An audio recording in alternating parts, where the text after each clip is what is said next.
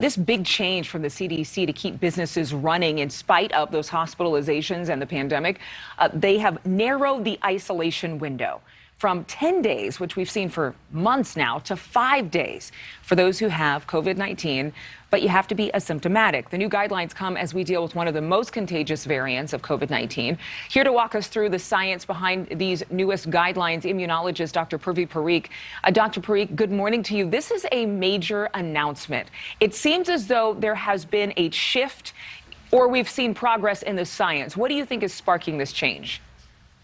Right. I think the primary driver of this change actually is the massive labor shortages that we're seeing, not only in the healthcare industry, but in other industries. And yes, the science does show that you are the most contagious in the first 5 days. But again, that can vary greatly from person to person. And there is still a lot left for interpretation. Many may not realize that you have to be asymptomatic to shorten that window. And so there's also a lot of concerns that this could contribute to the spread if people don't follow these new guidelines properly. Well, and it's interesting because for over a year, and even to small children, we were telling them, if you're asymptomatic but you test positive, you don't want to get around your grandma and grandpa. You don't want to get around those who have immunocompromised conditions, even though you're not portraying any symptoms. So did that change? Did we learn more about the fact that we're not as contagious when we're not as symptomatic?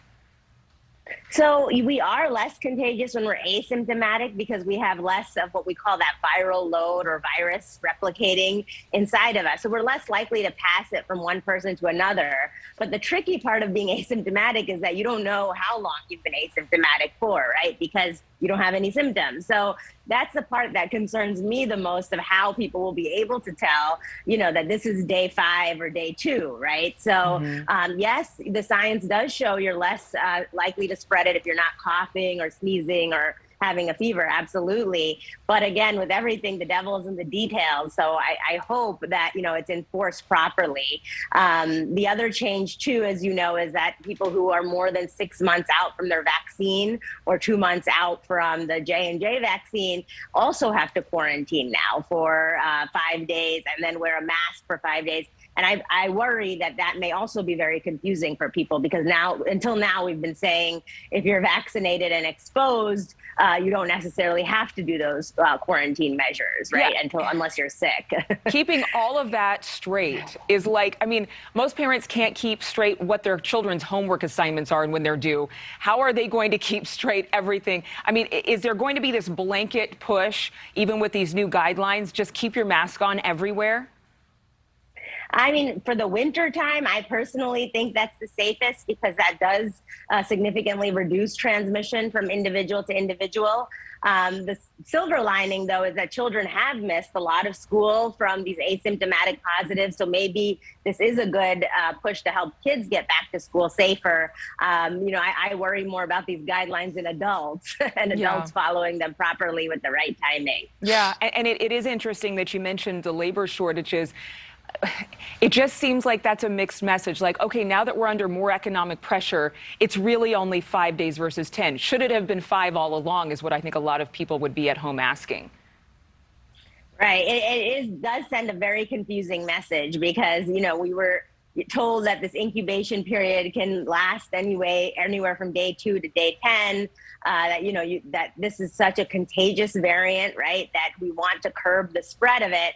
And so it is very confusing to the general public, I think, then to shorten those quarantine times because then it really sends a mixed message and makes people a little bit lost as to what the right thing is to do.